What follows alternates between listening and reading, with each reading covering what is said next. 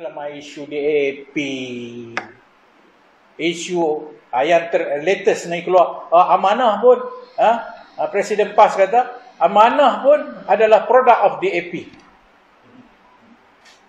Dia nak ada. Kau ada baca kan? Muda pun produk DAP juga. I don't know. I speechless. Mana boleh amanah ni yang terbentuk pada tahun 2015 atas kesedaran yang sangat jelas kerana kegagalan PAS. PAS gagal menunjukkan Islam yang penuh rahmah, compassionate. Yang kita tahu Islam dia ialah hukum orang. Islam dia ialah nak potong tangan orang. Islam dia adalah orang Cina ni, orang kafir ni, orang ni semua tak boleh. Mereka anti-Islam. Mereka ini musuh Islam. Sebab itu amanah diasaskan. Dengan Islam yang kita bawa is a compassionate Islam. Islam yang penuh kasih sayang dan rahmah. Sebab itu amanah dibentuk kerana kita meyakini bahawa Malaysia untuk masa hadapan hanyalah Malaysia yang bebas rasuah dan bebas perkauman sempit. Kalau DAP kata macam tu, bukan bermakna kami produk DAP. Itu bermakna inilah hasrat rakyat Malaysia yang tolak rasuah dan mahu negara ini bebas daripada perkauman sempit dan perkauman agama yang sempit. That's all. Dan saya yakin ramai lagi yang menyokong cita-cita ini. Sebagai sebuah negara yang terdiri daripada berbagai kaum, bangsa dan agama. Parti politik yang membawa nuansa perkauman sempit, agama sempit, seharusnya tidak ada tempat dalam negara ini. Tetapi oleh kerana mereka guna sentimen, mereka guna isu-isu yang menaikkan kemarahan rakyat terhadap perkara-perkara yang menimbulkan kebencian agama dan kaum, maka bayangkanlah saudara, apa akan jadi kepada negara kita jika mereka terus memerintah. Sebab itu, bila kita dirampas, itu bukan bermakna kerana kita gagal, tetapi kerana mereka tidak menghormati mandat rakyat dan tidak menghormati demokrasi. Bukan salah kita. Ya, ada kelemahan. Tak mungkin saya kata, Pakatan Harapan perfect. Nah? Kita ada kelemahan kita. Tapi menyatakan kita gagal 22 bulan is too much. Karena walaupun 22 bulan kita jadi kerajaan, telah banyak perubahan polisi yang kita telah lakukan. Cuma kita tak capai hasrat itu dalam masa 22 bulan.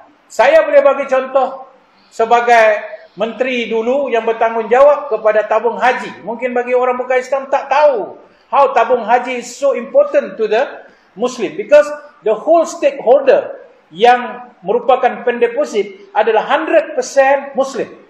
Sebab ini ada kaitan mereka nak pergi haji dan sebagainya. Ya. Pencarum di dalam tabung haji saja hampir 9 juta. Half of the Muslim population in this country is a depositor for tabung haji. Asset 80 billion. Third or fourth after PNB, after KWSP, after kita dalam link atau list yang keempat atau kelima yang terbesar. You imagine orang yang membawa isu Melayu ni daripada parti yang bawa Melayu. Siapa? UMNO. Orang lain tak Melayu, dia saja Melayu. Inilah parti yang telah merosakkan tabung haji. Apabila mereka menguasainya tanpa mengikut prosedur-prosedur governance yang betul, sehingga menyebabkan kerugian ketika saya ambil alih defisit ni rugilah. Kerana dia tak boleh nak cope up. Defisit dia 10 bilion. Apabila defisit dia 10 bilion, yang lebih pelik, mereka terus mengeluarkan dividen yang tinggi. When you are at loss, how can you bagi dividen? Tinggi. When we took over, kita revamp dan restructure tabung haji. In 22 months, nearly 2 years, laporan audit telah mensahkan bahawa tahun 2019, kerajaan hari itu, yakni kita Pakatan Harapan, telah berjaya menyelamatkan tabung haji.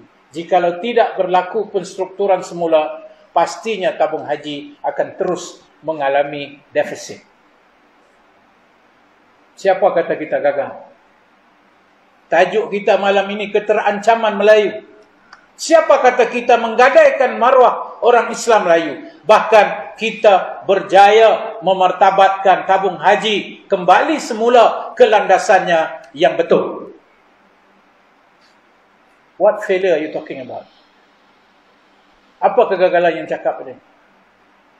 Kamu tak bercakap orang Melayu yang menggagalkan tabung haji. Kamu tak bercakap orang Melayu yang menimbulkan skandal tabung haji, mengeluarkan dividen tanpa mengikuti undang-undang.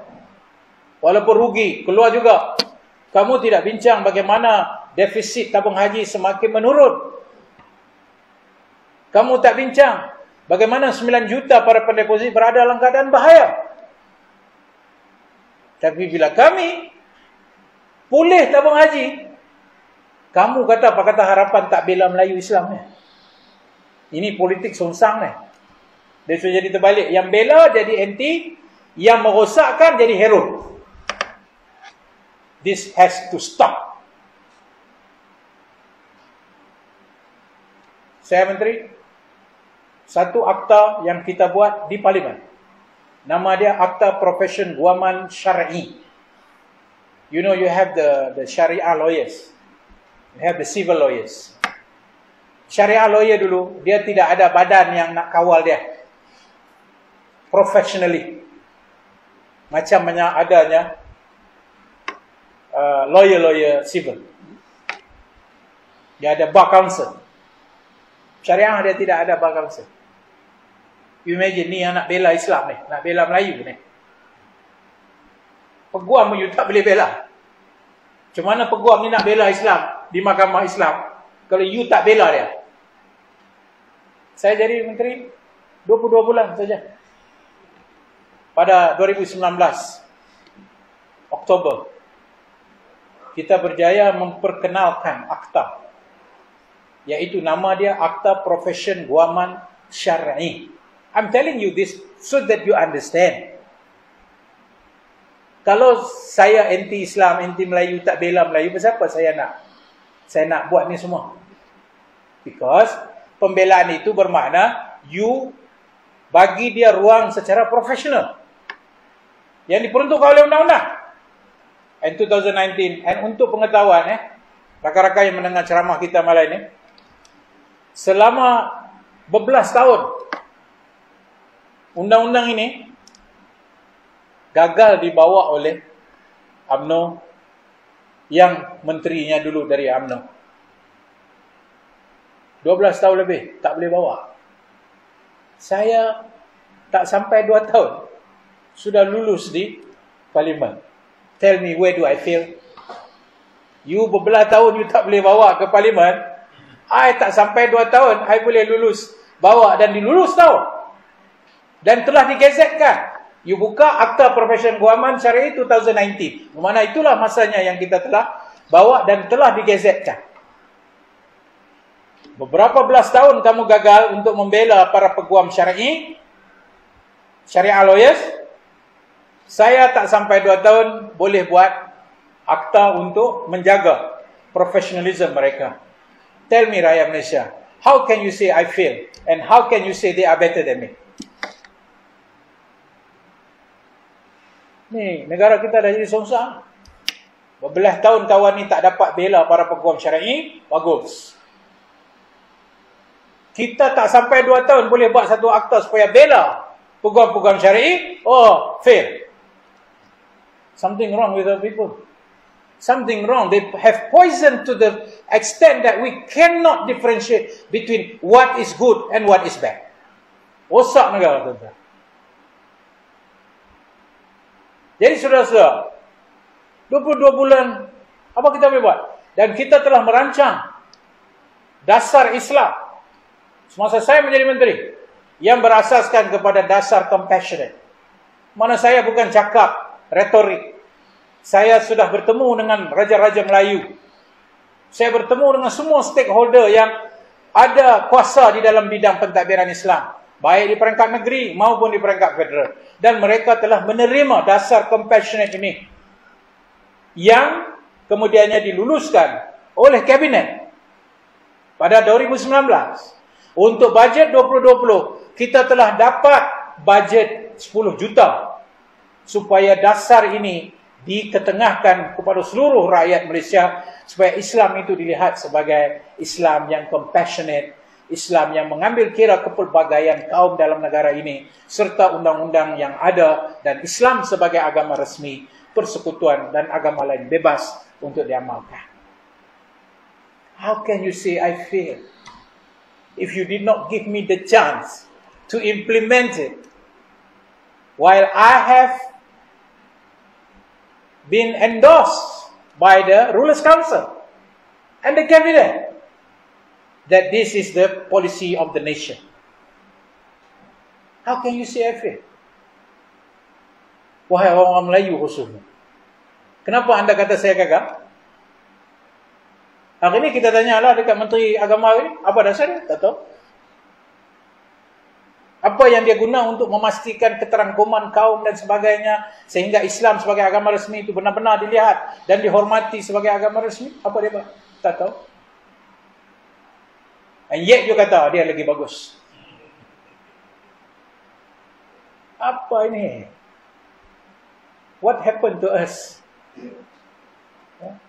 Jadi saudara-saudara,